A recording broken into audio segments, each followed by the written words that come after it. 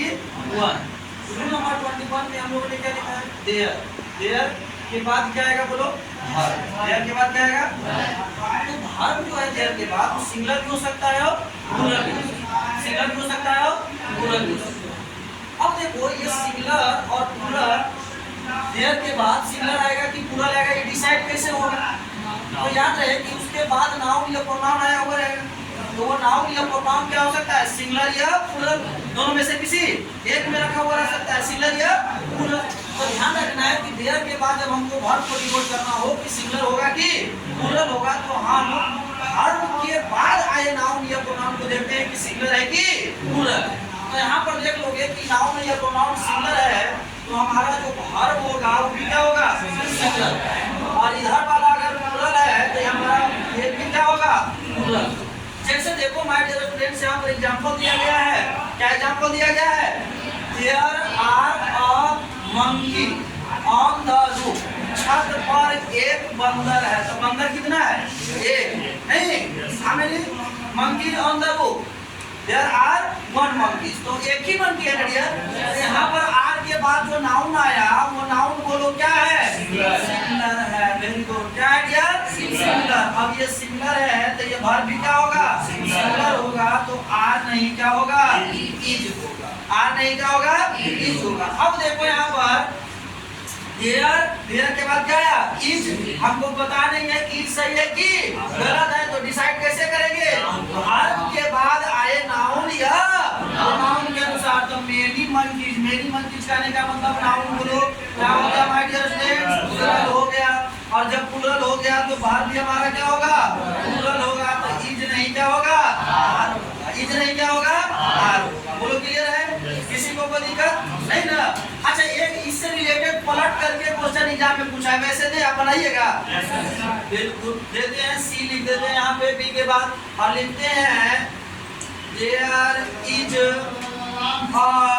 Number of, there is a number of students, there is a number of students in the classroom. देखेंगे dear, you will have to find out common error in this sentence, my dear students. Find out quickly and give me your answer now, please. My dear students, D, C, B, A. Where is common error in this sentence, my dear students? Try to find out quickly. A होगा। क्या गलती है dear? किस के जगह? क्यों? Why? क्योंकि अभी आप कुछ देर पहले पढ़े हैं कि नंबर ऑफ के बाद नाउन क्या होता है? प्लूरल होता है। तो नाउन हमारा किस में रखा हुआ है? प्लूरल में रखा हुआ है। इसके बाद वर्ब भी क्या होता है? प्लूरल होता है। तो वो देखो उधर रखते थे वर्ब जब ए नंबर ऑफ से सेंटेंस स्टार्ट होती थी तब। अब यहाँ पर ए नंबर से सेंटेंस को स्टार्ट नहीं किया है, देयर से स्टार्ट कर दिया और वर्ब के बाद नंबर ऑफ को रखा है। तो हम वर्ब को डिसाइड ये वाला किसके अनुसार करेंगे? और नंबर ऑफ के अनुसार करेंगे। तो बोलो क्या हो जाएगा? इज नहीं आर। इस तरह का क्वेश्चन आता है तो बच्चे अक्सर क्या होते हैं? फंस जाते हैं क्वेश्चन में। यह लगा हुआ है सिंगुलर होना चाहिए, इज भी क्या है?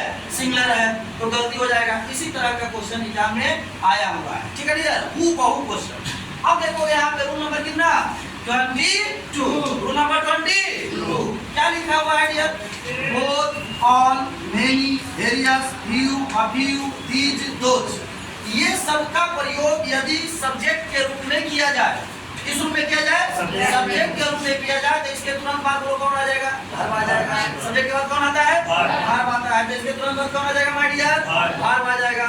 अब इसके तुरंत बाद जब वर्ब आएगा तो याद रहे कि वर्ब कैसा होना चाहिए? प्लूरल होना चाहिए। वर्ब कैसा होना चाहिए? प्लूरल होना चाहिए। वर्ब कैसा होना चाहिए? प्लूरल होना चाहिए। अब देखो ऐसा भी हो सकता है कि इसके तुरंत बाद वर्ब ना आए, क्योंकि ये डिटरमाइनर भी बन जाता है। क्या बन जाता है? डिटरमाइनर। और जब ये डिटरमाइनर के रूप में काम करेगा माय डियर स्टूडेंट, तो ध्यान रहे कि इसके बाद क्या आएगा? नाउन आएगा। तो वहाँ ध्यान रखना है कि नाउन भी प्लूरल होना चाहिए और वर्ब भी क्या होना चाहिए? प्लूरल।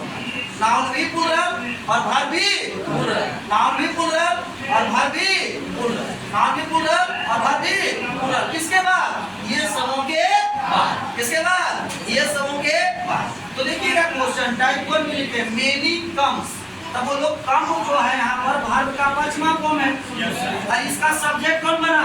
मेनी। सब्जेक्ट के रूप में कैसा है? प्लूरल है। सब्जेक्ट के रूप में कैसा? प्लूरल। तो प्लूरल है तो वर्ब का पश्चिमा फॉर्म सिंगुलर होता है कि प्लूरल? सिंगुलर की प्लूरल? सिंगुलर होता है। तो यस लगेगा इसमें। हमको प्लूरल वर्ब चाहिए ना, और आपको पता है ना डियर कि वर्ब 1 प्लूरल होता है और वर्ब 5 जो होता है वो क्या होता है? सिंगुलर होता है। वर्ब 5 कहने का मतलब, वर्ब 5 कहने का मतलब वर्ब में यस या ईएस जुड़ करके आता है। वर्ब 5 कहने का मतलब बोलो, वर्ब में यस या ईएस जुड़ करके आता है। तो वर्ब में जब यस या ईएस लग जाता है तो क्या बन जाता है?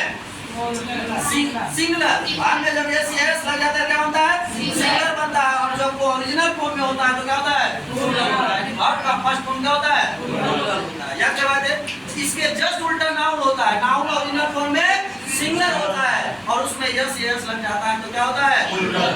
उसमें यस यस लग जाता है क्या होता है? प्लूरल। तो ये बात ध्यान रखेंगे। अब देखो बी में a few wants, कुछ लोग यानी कुछ चाहते हैं स्टडी करना कहाँ? ऑक्सफोर्ड यूनिवर्सिटी में। तो माय डियर स्टूडेंट्स यहाँ बताओ, अब ही बना ना सब्जेक्ट? कौन बना? a few सब्जेक्ट बना तो a few है सब्जेक्ट के रूप में कैसा है? प्लूरल है। कैसा है? प्लूरल। तो वांट्स होगा कि वांट? सेम कंडीशन है जैसे ऊपर में था, नीचे में वर्ब का पश्चिमा फॉर्म रखा हुआ। वर्ब का पश्चिमा फॉर्म क्या होता है? सिंगुलर। तो हम यस हटा देंगे, वर्ब का वन फॉर्म हो जाएगा। वन फॉर्म क्या होता है? प्लूरल। अब है टाइप 2। टाइप 2 में क्या है बोलो? इस डिटरमाइनर के बाद नाउन आया है तो बोलो many plus noun. Many plus noun singular की प्लूरल? सिंगुलर की प्लूरल। याद रखेंगे डियर, एक और कॉमन डियर आपका आज सोल्व हो जाएगा आगे जाकर के। मेनी प्लस नाउन क्या होता है? प्लूरल होता है। मेनी प्लस नाउन क्या होता है? हमेशा हमेशा होता है। और मच लिखें और मच प्लस नाउन लिखें तो नाउन क्या होता है?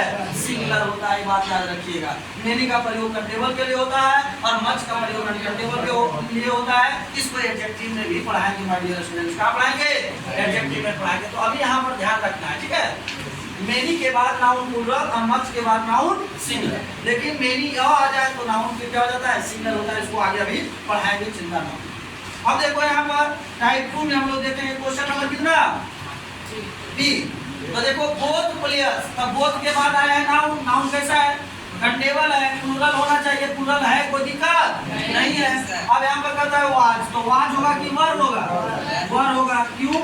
क्योंकि आप जान चुके हैं डियर कि ये सब डिटरमाइनर जहाँ भी आता है इसके बाद नाउन क्या होता है? प्लूरल होता है और वर्ब भी क्या होता है? प्लूरल। नाउन भी प्लूरल और वर्ब भी क्या? प्लूरल होता है। कोई दिक्कत समझने में किसी को? नहीं ना? दिक्कत है तो बोलिए। नहीं पर है दिक्कत? एक आध क्वेश्चन में कहीं पे कोई दिक्कत नहीं।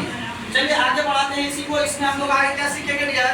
देखोगे इसमें थोड़ा सा हम लोग मेनी का प्रयोग और ऑल का प्रयोग देखेंगे। इसका प्रयोग मेनी और ऑल का आप जानते हैं डियर, थोड़ा बताएंगे हमको। ऑल इज वेल सही कि ऑल आर वेल सही? Try to understand and reply me my dear students.